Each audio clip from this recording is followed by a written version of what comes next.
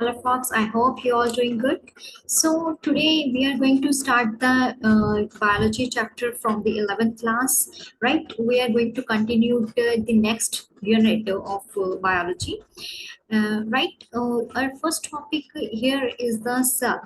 Basically, cell का हम जो organelles cell types of cells हम यहाँ पे डिस्कस करेंगे, ठीक है। उसके functions, how the mechanism, how it works inside the body, वो सारी चीजें हम डिस्कस करेंगे हमारे सेल चैप्टर में, ठीक है। ये यूनिट है, इसे हम 2 लेक्चर्स में कंप्लीट करेंगे। So let's start with the introduction part. We are not going to waste our time. Let's start our first part. As I earlier mentioned, that the cell is a structural and the functional unit of our body, right? Living organism, basically our body also you can say. So living organisms की जो एक structural, जो functional, जो जिसकी वजह से हम काम कर पा रहे हैं, बॉडी किस चीज से किसकी कोलैबोरेशन से बनी हुई है, कलेक्टिवली किस चीज से बनी हुई है, that is your cell. So cell is a very important part of your of any living organism, right? So इसका जो structure and fundamental हम बोल सकते हैं structure and fundamental functional unit of all living organisms, which is called the cell, right? So move to next, that is your अभी cell को discover किसने किया था? इंपॉर्टेंट क्वेश्चन वाइवा के लिए आ जाता है, very basic and common question है। तो Robert Hooke was the first person who discovered the cell, right. फिर उसे एक जिस माइक्रोस्कोप, जिस इंस्ट्रूमेंट के अंदर देखा गया उसे हम माइक्रोस्कोप बोलते हैं, कंपाउंड इलेक्ट्रॉनिक माइक्रोस्कोप था, जिसने इसका स्ट्रक्चर रिवील किया था बेसिकली, ठीक है। जो आपका कंपाउंड इलेक्ट्रॉनिक माइक्रोस्कोप है कुछ इस तरह से दिखता है। ये आप जब प्रैक्टिकल करते हो तो वहां पे आपको इजिली इसकी सारी फंक्शनिंग समझनी, अंडरस्टैंड करनी इजी हो जाएगी, राइट। तो जो बेसिकली ये सारे साइंटिस्ट थे, इन्होंने हमारे सेल को डिस्कवर किया and they found that life without the existence of life without the cell is not possible. So हम अभी डिस्कस करेंगे कि सेल के ऐसे कौन से पार्ट हैं और कहाँ पे कौन से फंक्शन होते हैं, ठीक है।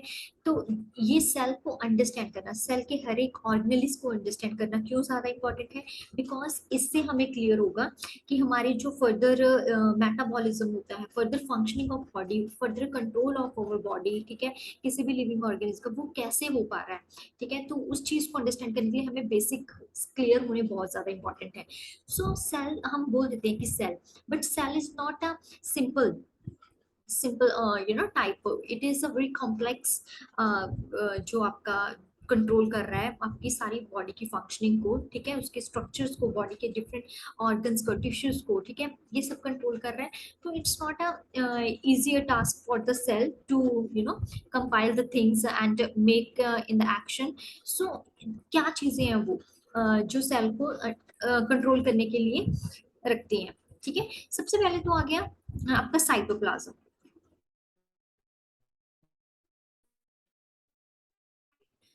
जो सेल्स कॉम्पोजिशन है, सबसे पहले तो सेल में साइटोप्लाज्म होता है। साइटोप्लाज्म अभी है क्या? ये सेमी फ्लूइड मैट्रिक्स होता है, जो सेलुलर एक्टिविटी, सेल की जितनी एक्टिविटी है उससे केमिकल रिएक्शंस वहां पे हो रहे हैं, वो सारे ड्यू टू ऑफ द जो फ्लूसिडिटी है बेसिकली, ठीक है। ये फ्लूइड क्या कर रहा है, उस चीज को आप बोल सकते हो कि provide the matrix, provide the वो वैसा जो कंडीशन दे रहा है साइटोप्लाज्म, जिसके थ्रू आपकी जो सेल की ना लिविंग स्टेट है वो मेंटेन रहती है। So cytoplasm is a very important and the very has a very crucial role in the to maintain the functioning of the cell. So next आ गया आपका राइबोसोम्स। अभी राइबोसोम्स कैसे होते हैं मैं आपको ये दिखा रही हूँ, इस पिक्चर्स के थ्रू देखना। ये राइबोसोम्स है, ये बहुत छोटे छोटे जो आपको दिखाई दे रहे हैं, these all are the ribosomes. ये जो फ्लूइड, जो वाटरी सब्सटेंस आपको दिख रहा है in the entire cell surface, that is your cytoplasm. So जो नॉन मेम्ब्रेन, इसकी कोई मेम्ब्रेन बाउंडेशन नहीं है इस ऑर्गेनेली की, ये साइटोप्लाज्म में ही पाई जाती है। यहाँ पे क्लोरोप्लास्ट प्रेजेंट है, माइटोकॉन्ड्रिया होता है, एंडोप्लाज्मिक रेटिकुलम होता है, रफ एंडोप्लाज्मिक रेटिकुलम होता है, एक स्मूथ होता है, एक रफ होता है, उसकी टाइप्स हम फर्दर डिस्कस करेंगे। तो ये राइबोसोम्स बेसिकली, राइबोसोम्स की फंक्शनिंग क्या है? The main function of synthesis of protein करवाना होता है इसका, ठीक है। जब the main function of ribosome is the two synthesis of protein, ठीक है, mRNA RNA, वो जेनेटिक मटेरियल कैसे ट्रांसलेशन ट्रांसक्रिप्शन करता है, वो सारा आपका राइबोसोम्स करवाते हैं, ठीक है। Now move to next slide, that is okay. अभी ये सेल जो होते हैं, ये एक बेसिक एक जनरल नॉलेज है इस पार्ट में, आपको जो पता होनी जरूरी है कि बहुत सबसे ज्यादा स्मॉलेस्ट सेल कौन सा है, दैट इज योर माइकोप्लाज्म्स। इसका कितना 0.3 माइक्रोमीटर इन लेंथ हो रहता है ये, ठीक है। उसके बाद आ गया कि लार्जेस्ट आइसोलेटेड सिंगल सेल कौन सा देखा गया था। आइसोलेटेड मतलब उसे अलग से निकाल के जो होता है ना जिसमें लाइफ एग्जिस्ट करती है, तो वो लार्जेस्ट आइसोलेटेड सिंगल सेल कौन सा था, that is your egg of ostrich. अभी लॉन्गेस्ट सेल कौन से हैं, बॉडी के लॉन्गेस्ट सेल कौन से होते हैं, नर्व सेल्स होते हैं। साइज ऑफ बैक्टीरिया का ये जनरल इंफॉर्मेशन है, you everybody should, every biologist should know, जो biology students हैं they must be know the these are the very basic things. Smallest cell सबसे ज्यादा कौन सा है, that would be your mycoplasms, ठीक है। लार्जेस्ट आइसोलेटेड सेल कौन सा देखा गया था, जो एग ऑफ ऑस्ट्रिच था। नंबर 3 लॉन्गेस्ट सेल बॉडी का कौन सा है, नर्व सेल, ठीक है। जो न्यूरॉन्स बनाते हैं वो सारा कनेक्टिव वेब है पूरे के पूरे बॉडी में जो कनेक्टेड है आपके सेंट्रल नर्वस सिस्टम के साथ, वो ऑलरेडी हम डिस्कस कर चुके हैं ह्यूमन फिजियोलॉजी में। You must watch those videos to more understandable things, ठीक है। साइज ऑफ बैक्टीरिया कितना होता है, 3 to 5 माइक्रोमीटर। ह्यूमन आरबीसीज कितने हैं, 7.0 माइक्रोमीटर इन डायमीटर, राइट। ये थोड़े आरबीसीज दिखाए हैं, माइक्रोप्लाज्म दिखाया है, ये न्यूरॉन्स दिखाया है, ये एग ऑफ ऑस्ट्रिच दिखाया गया, ये माइक्रोप्लाज्म, ठीक है। So move to next. Basically जो सेल्स होते हैं वो टू टाइप्स के होते हैं, ठीक है, इंपॉर्टेंट है ये चीज। टू टाइप ऑफ सेल होते हैं, सेल की शेप्स हम डिस्कस करेंगे डिटेल में। तो जो सेल्स होते हैं वो टू टाइप्स के हैं, prokaryotic cells and eukaryotic cells, ठीक है। इन दोनों टाइप्स को हम डिटेल में डिस्कस करेंगे। सबसे पहले तो प्रोकैरियोटिक सेल्स कौन से होते हैं। जो प्रोकैरियोटिक सेल्स होते हैं ना, ये इसकी कोई मेम्ब्रेन नहीं होती, ठीक है। नो मेम्ब्रेन बाउंड न्यूक्लियस होता है एंड इसके रेस्ट ऑफ ऑर्गेनेल्स पाई जाती हैं, ठीक है।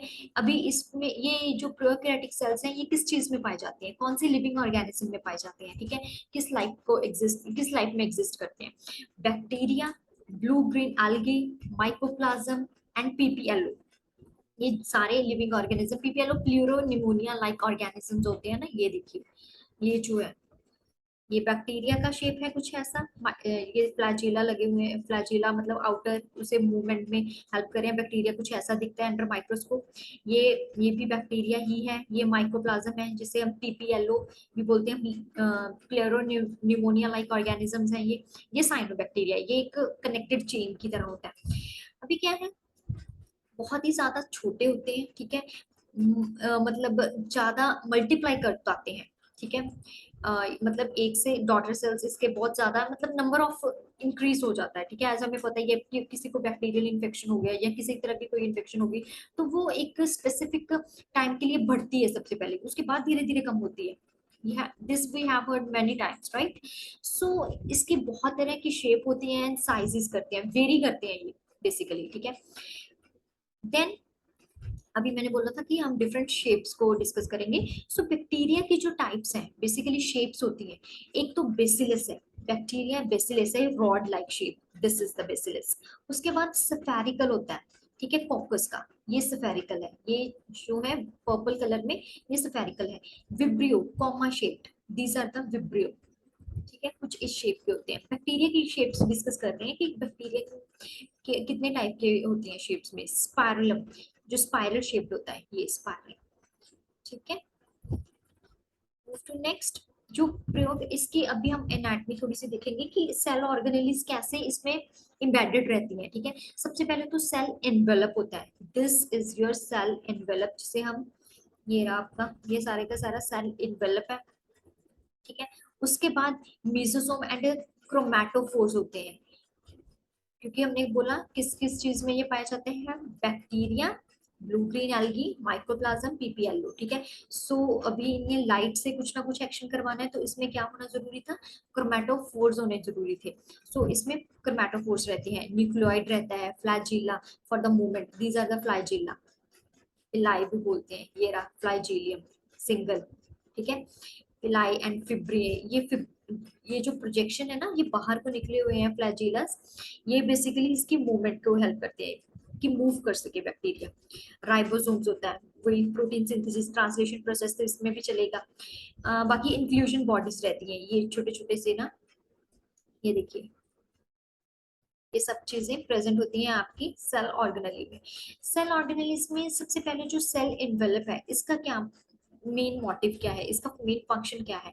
बेसिकली ये एक तो प्रोटेक्टिव कवरिंग करके देता है। सेल इन्वेलप का मेन काम है कि इसको कॉम्प्लेक्स को प्रोटेक्टिव कवरिंग करके देना। नंबर टू, इसको जो टाइटली बाउंड लेयर्स हैं, ठीक है, ये जो बहुत टाइटली बाउंड लेयर्स हैं, एक तो ग्लाइकोकैलिक्स की है, सेल वॉल है, प्लाज्मा मेम्ब्रेन है, ठीक है, उस चीज को मेंटेन रखना, उस चीज को मतलब आपस में सेपरेट करके रखना। तो ये काम है सेल एनवेल्प का। सबसे पहले तो जो ग्लाइकोकैलिक्स है, ग्लाइकोकैलिक्स एक आउटर कवरिंग होती है। ये जो आप, let me zoom in little bit, you can easily watch here, here is your glycocalyx, this is the, ठीक है, ये आउटर लेयर है। इस ये थिकनेस इसकी वेरी करती है डिफरेंट बैक्टीरिया में, ठीक है, हर एक बैक्टीरिया में डिफरेंट होता है इसका ग्लाइकोकैलिक्स का थिकनेस। ये बेसिकली स्लाइम लेयर होती है, लूज शीट होती है, और कैप्सूल थिक एंड टफ, ठीक है, ये यहाँ से ऐसे इस तरह की कवरिंग होती है इस शेप में, ठीक है। मूव टू नेक्स्ट, जो आपका सेल वॉल है, cell wall here you can see this is the cell wall middle layer, ठीक है, सभी प्रोकैरियोट्स में सेल वॉल पाई जाती है। ये एक तरह से सेल को शेप दे रहा है, जो इंटरनल लेयर है ये शेप प्रोवाइड कर रहा है एंड स्ट्रक्चर सपोर्ट कर रहा है, ठीक है, to prevent the bacterium from bursting and collapsing, आपस में बर्स्ट किसी तरह से ये बर्स्ट ना कर जाए। ये बेसिकली स्ट्रेंथ प्रोवाइड कर रहा है, जो मिडल लेयर सेल वॉल है ना, ये सेल बैक्टीरिया सेल को क्या कर रही है, प्रोटेक्शन दे रही है, ठीक है, सपोर्ट कर रही है स्ट्रक्चरली, एंड उसे बस्टिंग एंड कोलैप्सिंग होने से बचा के रख रही है। नेक्स्ट आ गया आपका प्लाज्मा मेम्ब्रेन। अभी प्लाज्मा मेम्ब्रेन क्या है, ये आप यहाँ देख सकते हैं, here it is your plasma membrane, right. So inner layer होती है, ये this you can easily C, green colour की ये इनर लेयर है, ये सेमी परमेबल है, ठीक है, इन नेचर, मतलब ये इंटरेक्ट कर सकती है बाहर के जो कंपोनेंट्स है, बाहर कोई आयंस की फ्लो मूवमेंट करवानी हो, ठीक है, कुछ भी इनर आउट या पास आउट वाटर को उसकी रिटेंशन मेंटेन करनी हो, या काफी और सारे फंक्शंस, ठीक है, जो कंट्रोल करने होंगे, तो ये इम्परमेबल इन नेचर है, ठीक है। ये मतलब स्ट्रक्चरली सिमिलर होता है सभी यूकेरियोट्स में, the structure is quite similar. Clear, यहाँ तक क्लियर है कि glycocalyx, cell wall and plasma membrane, what are their functions and what the organelles are embedded into it. Move to next, जो cell envelope थी, ये basically दो चीजों से बनी हुई थी।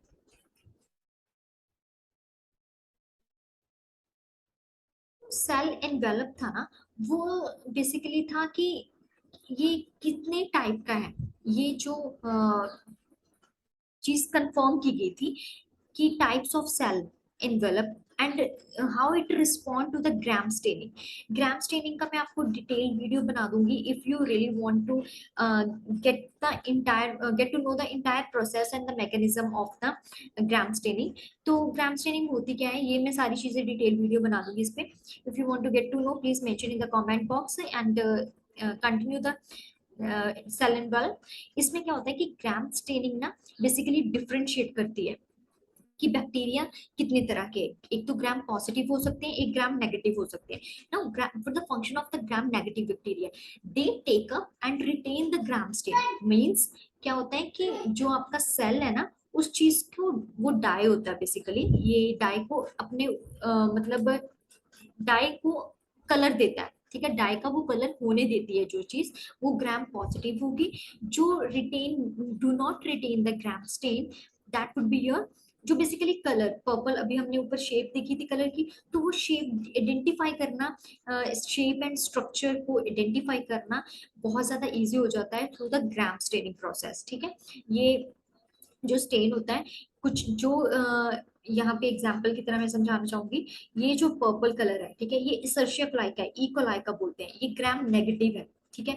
ये ग्राम पॉजिटिव है बिकॉज इसने स्टेन ले लिया, जो स्टेन था हमारे पास, ठीक है, वो केमिकल स्टेन था, तो उसने ये कलर उसका चेंज हो गया, सो ये it would be gram positive. जो आपका स्टिफाइलोकोकस ऑरस होता है, स्टिफाइलोकोकस ऑरस होता है, उसका ग्राम पॉजिटिव, वो ग्राम पॉजिटिव में आ जाता है। अभी मैं आपको again I am saying, if you want to get the difference between, get to know the difference between the gram positive and the gram negative bacteria, please let me know in the comment section. I will make the detailed video on it, right? उसके बाद आगे कि membranous structure कैसा होता है।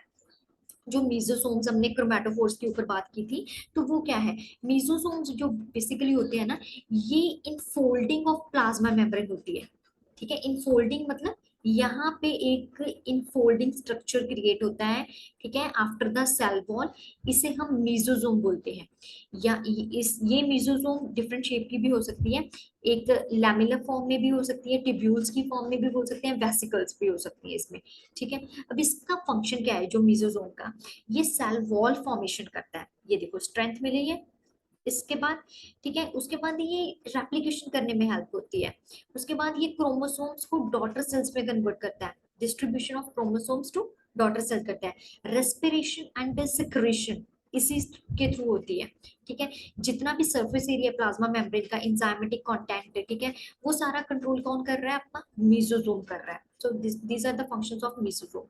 Move to next. अभी chromatophores क्या होते हैं, अभी मैंने डाई की बात की थी ना, तो क्रोमैटोफोर्स ये ग्राम नेगेटिव है, इन्होंने डाई का कलर नहीं लिया अपने ऊपर। These are the pigment containing membranes होती है, ठीक है, कुछ ही प्रोकैरियोट्स में होती है, जैसे कि फॉर एग्जांपल आप बोल सकते हो कि cyanobacteria, here you can see these are the chromatophores. Cyanobacteria जो आपके एल्गी फंगस वगैरह हो गए। Nucleoid, the important most important I would say कि ये नॉन मेम्ब्रेनस होते हैं, ठीक है, ये न्यूक्लियोइड है, दिस एरिया इज न्यूक्लियोइड। ठीक है, ये सर्कुलर जीनोमिक डीएनए, ठीक है, सिंगल क्रोमोसोम है, जेनेटिक मटेरियल एक कॉम्पैक्ट फॉर्म में यहाँ पड़ा है। ठीक है, एंड प्रोटीन्स जो आपकी बॉडी की फंक्शनिंग को कंट्रोल कर रही है, ठीक है, in the bacteria, algae, fungi, fungus वगैरह में। ठीक है, तो जो बैक्टीरिया होते हैं इस टाइप के, ये मैनी बैक्टीरिया में क्या है कि सर्कुलर डीएनए प्रेजेंट रखता है, ये प्लाज्मिड सर्कुलर डीएनए होता है, तो इसके आउटसाइड द जीनोमिक डीएनए होता है ये। तो बेसिकली ये यूनिक फिनोटाइपिक करेक्टर है जो रेजिस्टेंस है एंटीबायोटिक्स टू बैक्टीरिया। ठीक है, यहाँ पे एंटीबायोटिक्स काम नहीं करती टू बैक्टीरिया के लिए। Move to next. आगे आ गया एक आपका बहुत ही important part, that is your flagella. Flagella क्या करते हैं, थिन फिलामेंटस एक्सटेंशन होती है, एक्सटेंशन मतलब बाहर को निकला हुआ एक सरफेस एरिया होता है सेल वॉल की तरफ से, ठीक है, जो कि मोबिलिटी, मोटाइल बैक्टीरिया बनाते हैं, जो मूव कर सकते हैं bacteria one place to the another. ठीक है, इसका अरेंजमेंट बहुत ज्यादा, अरेंजमेंट बोल सकते हैं कि नंबर में, ठीक है, डिफरेंट बैक्टीरिया में डिफरेंट नंबर होता है। जो फ्लैजिलियम होते हैं बेसिकली थ्री पार्ट्स में होता है, एक तो फिलामेंट, दूसरा हुक एंड बेसल बॉडी। ठीक है, जो फिलामेंट होता है ये लॉन्गेस्ट पोर्शन होता है, this is the filament, longest portion, and from the cell surface ये एक्सटेंड होता है from the cell surface to outside. ये देखिए ये जा रहा है ना बाहर की तरफ सेल सरफेस से, सो इस टाइप का होता है। नेक्स्ट ईयर पिलाई एंड फिब्रे, फिम्ब्रे, फिम्ब्रे के एंड पिलाई का क्या रोल है, जो स्ट्रक्चर है ना इसका, इसका मोर्टेलिटी में कोई रोल नहीं है। ठीक है, इस स्ट्रक्चर का मोर्टेलिटी में देयर इज नो रोल। जो ये बेसिकली एक इलोंगेटेड ट्यूबुलर स्ट्रक्चर होता है जिसमें बहुत सारी प्रोटीन्स होती है, स्पेशल प्रोटीन्स होती हैं, ये मैं आपको यहाँ दिखाऊंगी, ये रहा हाइलस। फिम्ब्रे के एक स्मॉल ब्रिस्टल लाइक फाइबर्स होते हैं, ठीक है, sprouting out the cell, sprouting out the cell मतलब सेल जैसे स्प्राउट्स के बाहर को आ जाते हैं ना, लेंटिल्स में से जो स्प्राउट्स की तरह बाहर को आ जाते हैं, फिम्ब्रे का भी सेम है कि जस्ट इसका ये मोबालिटी में कोई हेल्प नहीं कर रहा। ठीक है, मोबालिटी में आपका आपका जो ये था फ्लैजिला था वही मूवमेंट करवा रहा था, ये एक जस्ट प्रोजेक्शन लाइक वो होते हैं सेल में होते हैं। ठीक है, इन सम बैक्टीरिया क्या है कि help to attach the bacteria to rocks and strains to the host tissue cell, right. बाद आपका जो नेक्स्ट आ गया वो है राइबोसोम्स। ठीक है, राइबोसोम्स क्या करते हैं बेसिकली, मैंने भी बोला ऊपर कि जो राइबोसोम्स हैं ये प्रोटीन्स बना के रखते हैं, ठीक है, मेम्ब्रेन की प्रोटीन्स उसके सेल में बना के रखते हैं। सो बेसिकली जो राइबोसोम्स होते हैं ना, ये about 15 nanometer by 20 nanometer in size होते हैं. These are not a very large component of the cell, but इसकी जो sub units होती हैं. The important question is here: how many sub units are present of ribosomes in a bacterial cell? So 50s unit होती है, 30s unit होती है. They togetherly form the 70s in prokaryotic ribosomes होते हैं. ठीक है. S means जो sedimentation coefficient होता है, एक मेजर एंड डेंसिटी होती है, डेंसिटी एंड साइज के अकॉर्डिंग इसको एस यूनिट बोला जाता है। ठीक है, ये देखिए कुछ इस शेप के होते हैं। Let me zoom out little bit. Small unit 30s है, कुछ इस शेप की, लार्ज यूनिट 50s है, कलेक्टिवली कॉल्ड द 70s। ठीक है, अभी ये जो नेक्स्ट राइबोसोम्स का फंक्शन ट्रांसलेशन प्रोसेस करवाना है। ठीक है, protein synthesis which I am saying earlier mentioned as. ठीक है, ये लार्जर सब यूनिट में हो रहा है, ये राइबोसोम्स है, ये एमआरएनए। ठीक है, प्रोटीन की डायरेक्शन ऑफ ट्रांसलेशन कुछ इस प्रोसेस में होती है। जो सेवरल बहुत सारे राइबोसोम्स आपस में अटैच होके एमआरएनए क्रिएट करते हैं, एक पूरी की पूरी चेन क्रिएट हो जाती है। ये देखिए बहुत सारी छोटी छोटी एमआरएनए ने एक चेन बना ली है ना, तो उस चेन को हम क्या बोलते हैं? पॉलीराइबोसोम।